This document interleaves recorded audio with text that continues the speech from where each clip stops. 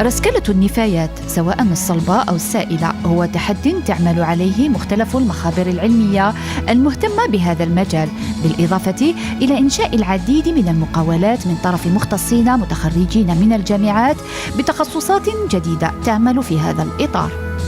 مركز المبادرات الخضراء هذا يتقرب للشباب الجامعي عبر دورات إعلامية وجلسات إعلامية في الجامعات بالشراكة مع الكلوب سيونتيفيك تاع الجامعات والكليات في بومرداس.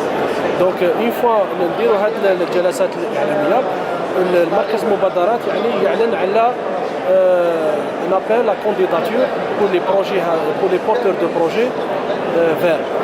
الشباب الجامعي حصل على شهادة ولا فان دوسي عنده فكرة مشروع أخضر، دونك يشارك معنا ويسجل معنا في لابليكاسيون هذه اللي راح تكون من بعد يكون اقتناء، تكون سيليكسيون باش ندعيوهم يقوموا معنا ب كيما يقولوا لو ترينينغ هذا فورماسيون سور لو جرين بيزنس كانفا اي اكومبانيومون سور لو تيران.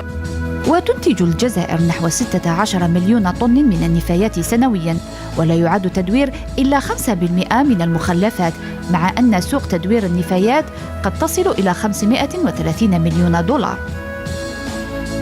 هذه باش نقول لك أنها مصدر أموال ضخمة، لكن المشكلة اللي فيها أنه إذا تعدت كي تتعدى تولي من أنك تروح للمزبلة وتجيبها. هاي الفرق مثلا فرق هاو الفرز ما بين فرز يعني كما يقول لك تاع المنشآت والفرز الأسري. أنا هذه قدمتها في مدينة سطيف كرسالة ماجستير ليا مع هيئة الأمم المتحدة للشغل. أوجد المشروع، حسن المشروع، أوجد الفكرة، أنشئ المشروع، حسن المشروع. قدمتها على أن الأسرة المنتجة أو الأسرة التي تحافظ على البيئة.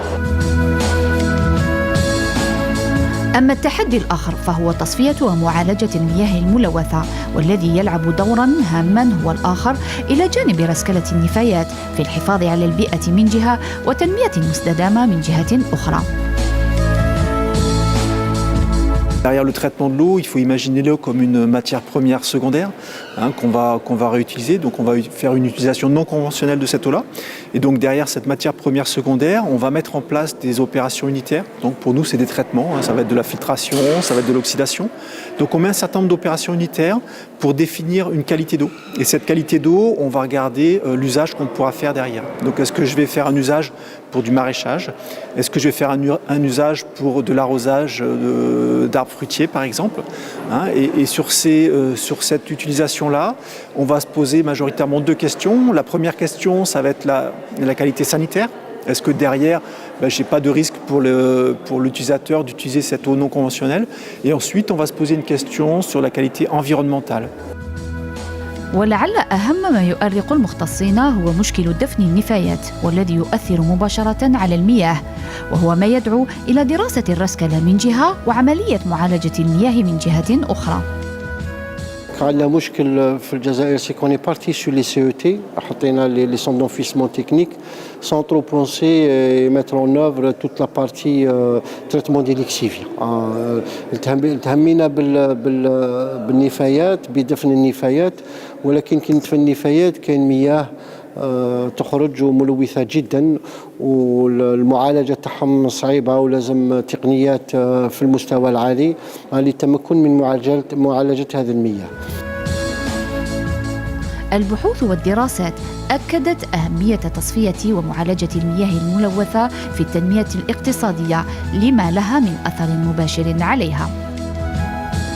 On a fait quelques présentations scientifiques sur notre travail pour essayer de partager avec les étudiants sur des recherches de pointe en fait sur ce qui se fait actuellement dans le traitement des eaux. Voilà, par exemple, l'association des procédés membranaires avec l'oxydation avancée. Monsieur Lesage a présenté la caractérisation de la matière organique dans les traitements des eaux.